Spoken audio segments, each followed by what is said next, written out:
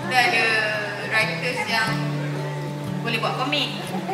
So, ramai yang buat komik. Dua orang boleh buat komik. Okay, so komik kita tertib lah. Kita cinta. Walaupun benda tu macam orang panggil cinta, tapi sebenarnya dia banyak cakap benda ni benda baik. Lambai. So kita juga ada yang buat Makan. cerita sedih. Ada yang Lambai. benda ni tak bukan typical lah. Bukan like biasanya kan. Apa yang Fanta bawa pada hari ini?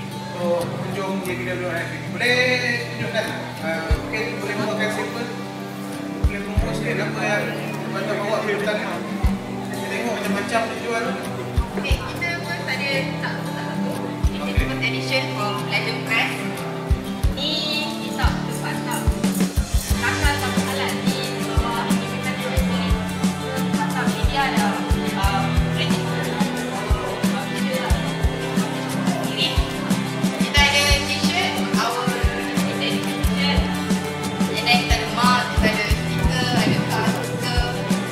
Harga dia macam mana? Stiker tu, harga mak punya t-shirt.